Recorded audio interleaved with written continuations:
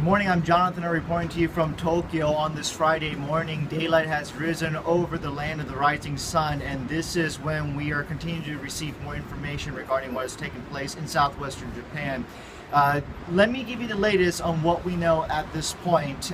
We have been told by officials that at least 9 people have died because of the earthquakes that have taken place over in Kumamoto Prefecture.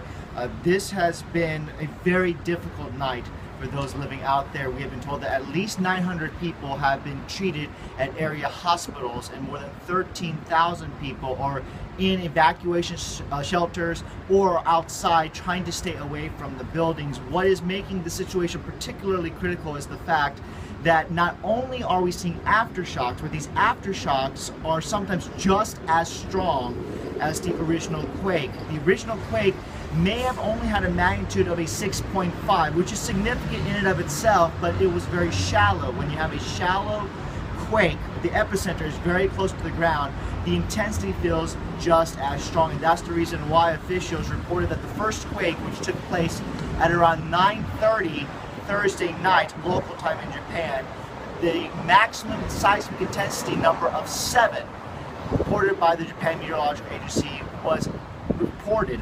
And we are seeing quakes that are still recording anywhere from a 5 to a 6, and more than 100 of these have taken place over the past 12 hours or so. This is why officials are really trying to make sure they get access to the people who are nearby.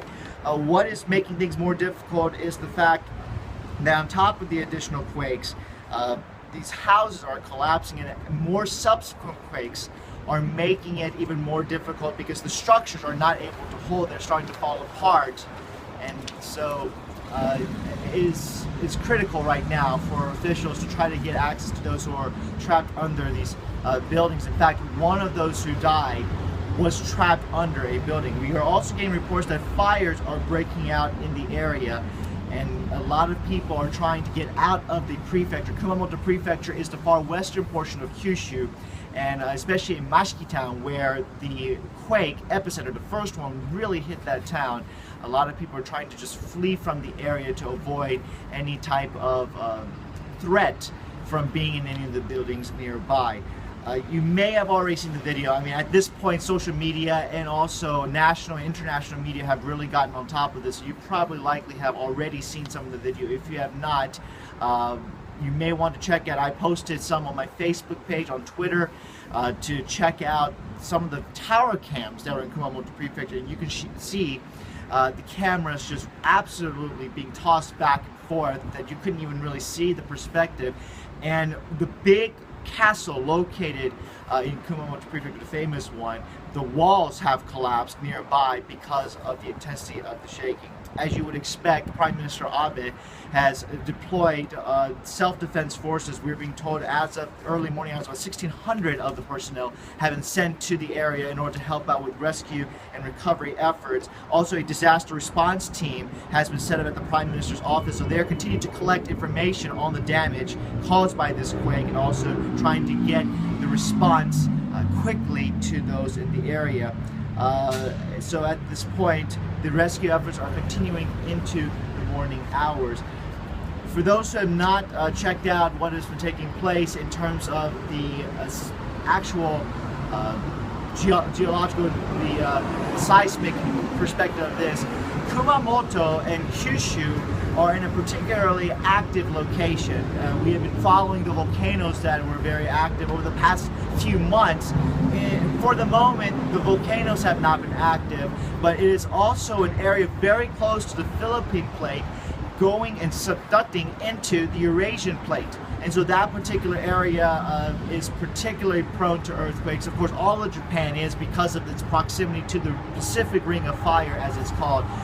But because of its proximity, because of the intensity of the quake, these aftershocks are expected to continue not only for the next couple of days, but in fact, possibly even for the rest of the week. And the intensities are still likely when it comes to the seismic intensity, anywhere from 5 to a 7 are likely and possible as we go for the rest of this week into the first part of next week. The only kind of the saving portion or the helpful portion is the fact that the weather has cleared up.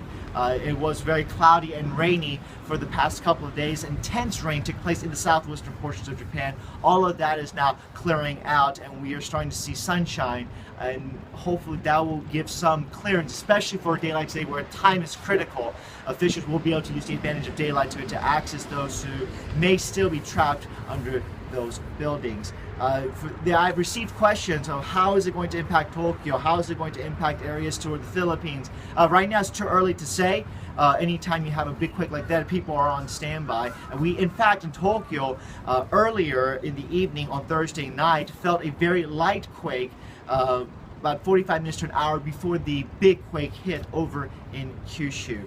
A lot of people are asking a question about Fukushima. What about the power plants? And the thing is, those are far away from Kyushu, though there are plants located over the island, and officials have reported that there are no irregularities at this point, which is good news. We certainly do not need to have any type of nuclear disaster in a situation quite like this. So as I give you this update, continue to keep these people in your prayers. This is going to be something that will be around for the long haul, at least for quite some time, as officials try to access the area. Keep them in your prayers, and as I get more updates, I want to give them to you. You can also continue to tune into NHK World. They will be covering this story for some time to come, as the scope of this scope. I mean, we don't get Shindo 7 seismic intensity quakes in Japan that often, so it is a pretty big news for those of us here living in Japan. So please be safe. For those of you who are located there, please be safe. We're thinking of you and we're praying for you, and hope you have a safe day wherever you are.